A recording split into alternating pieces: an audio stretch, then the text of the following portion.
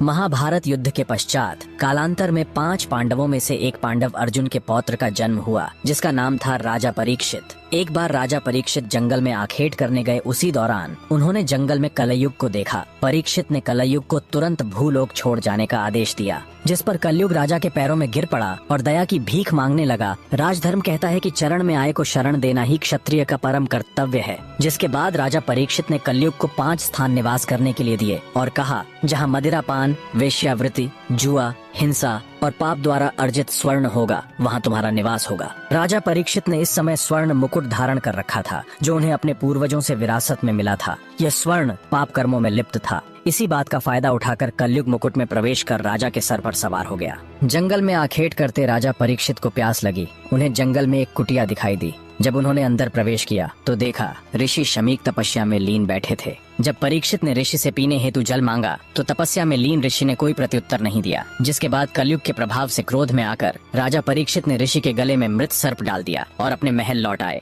उन्होंने जैसे ही आराम करने के लिए अपना मुकुट उतारा, उन्हें ज्ञात हुआ उनके हाथों से बहुत बड़ा अनर्थ हो गया है। राजा तुरंत घोड़े पर सवार हुए और ऋषि शमीक की कुटिया के समीप आ पहुँचे। लेकिन राजा से ठीक पहले ऋषि शमीक के पुत्र ऋषि श्रृंगी वहाँ पहुँच चुके थे। जब अनभिज्ञ ऋषि पुत्र श्रृंगी ने देखा कि मेरे पिता के गले में कोई मृत सर्प डालकर चला गया, तो क्रोधित ऋषिपुत्र श्रृंगी ने यह श्राप दे डाला कि जिस किसी ने भी यह कुकृत्य किया है, उसे आज से ठीक 7वें दिन तक्षक नाग डसकर मृत्युलोक पहुंचा देगा। दूर खड़े राजा परीक्षित ने यह सब सुन लिया। जिसके बाद राजा परीक्षित काफी दुखी हुए, क्योंकि कहा जाता है जब किसी की मृत्यु सर्प काटने से होती है, उसकी कभी मुक्ति नहीं होती। इसके समाधान के लिए राज्य के पुरोहितों ने 7 दिनों में श्रीमद् भगवद गीता का पाठ कर राजा परीक्षित को सुनाया। जिसके बाद राजा के सप्ततल प्रासाद महल की सुरक्षा इतनी कड़ी कर दी गई कि कोई परिंदा भी पर न मार सके। लेकिन फिर भी ठीक 7वें दिन तक्षक नाग किसी तरह महल में प्रवेश कर गया और राजा परीक्षित को डस लिया। जब राजा परीक्षित के पुत्र जन्मेजय को यह ज्ञात हुआ कि उसके पिता की मृत्यु तक्षक के डसने से हुई है, तब जन्मेजय के मन में प्रतिशोध की भावना भभक उठी और जन्मेजय ने सांपों का अस्तित्व मिटाने की प्रतिज्ञा ली और सर्प दमन यज्ञ प्रारंभ कर डाला। जिसके कारण भूलोक के समस्त सर्प यज्ञ की अग्नि में आकर भस्मीभूत होने लगे। जिसके बाद नागों ने जाकर माता मनसा देवी से रक्षा की गुहार लगाई। तब माता ने अपने पुत्र आस्तिक को यज्ञ रुकवाने के लिए भेजा।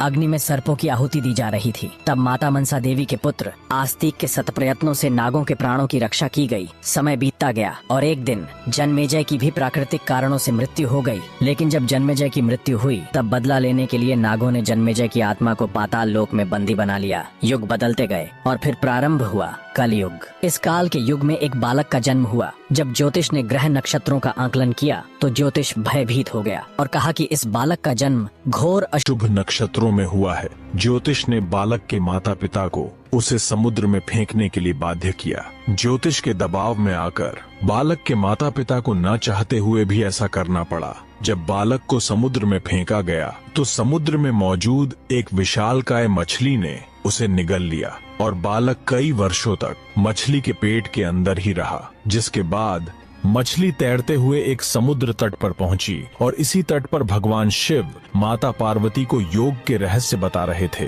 योग रहस्य उस बालक के कानों में भी सुनाई पड़े और उस बालक ने मछली के पेट के अंदर ही योग साधना का अभ्यास प्रारंभ कर दिया। 12 वर्षों की कठिन साधना के बाद एक दिन उस मछली को एक मछुआरे ने पकड़ लिया और जब उस मछुआरे ने मछली को काटा तो उसे मछली के अंदर एक जीवित बालक मिला। अचरज से भरे मछुआरे ने उस बालक को अपने साथ रख लिया। समय के साथ बालक बड़ा हो रहा था और एक दिन मछुआरे ने उस बालक को मछली पकड़ने के लिए भेजा। जैसे ही बालक ने मछलियां पकड़ी तो देखा बाहर निकालते ही मछलियां तड़पने लगीं। करुणामयी बालक ने सभी मछलियों को वापस जल में छोड़ दिया और खाली हाथ वापस लौट आया। जब मछुआरे को इस बात का पता चला तो उसने बालक को बुरा भला कहा। जब मछुआरे ने बालक को बुरा भला कहा तो वह बालक उस स्थान को छोड़ अज्ञातवास की ओर निकल पड़ा। अपने भरण पोषण के लिए भिक्षा मांगने लगा और अपना संपूर्ण जीवन साधना में लगा दिया। समय बीतता गया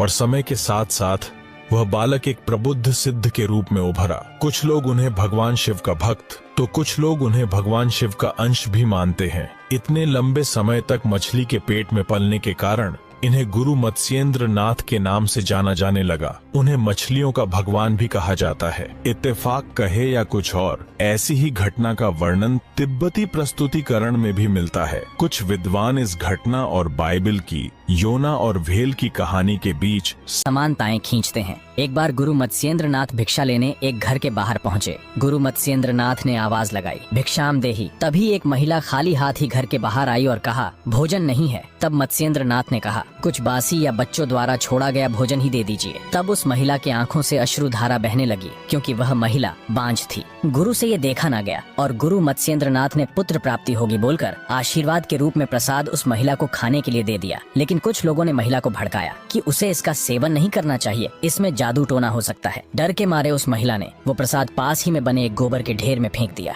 इसके ठीक 12 वर्षों बाद गुरु मत्स्येंद्र नाथ फिर वहाँ लौटे और उस महिला से उसके पुत्र के बारे में पूछा तो महिला ने गुरु से झूठ बोल दिया कि उसे कोई पुत्र नहीं हुआ। तभी गुरु मत्स्येंद्र नाथ ने जोर से पुकारा तो 12 वर्ष का एक तेजवान बालक गोबर के ढेर से निकलकर सामने आया। गोबर में जन्म होने के कारण उन्हें गोरखनाथ की उपाधि दी गई। जिसके बाद उस महिला ने डरते डरते सारा वृतांत गुरु को कह सुनाया और गुरु मत्स्येंद्र नाथ से अपनी भूल की माफी मांगी। गुरु ने उसे क्षमा तो कर दिया, किंतु महिला के बहुत आग्रह करने के बाद भी गुरु नहीं माने और गोरखनाथ को अपने संग ले चले। और इस प्रकार गुरु गोरखनाथ जी को गुरु के रूप में गुरु मत्स्येंद्र नाथ से शिक्षा और दीक्षा ग्रहण करने का सौभाग्य प्राप्त हुआ। एक दिन गुरु गोरखनाथ राजस्थान में राजगढ़ के पास स्थित दत्तखेड़ा गांव यानी ददरेवा में आ पहुंचे और गांव के एक टीले पर अपनी धूनी लगाई और तपस्या करने लगे। इसी स्थान पर चौहान राजवंश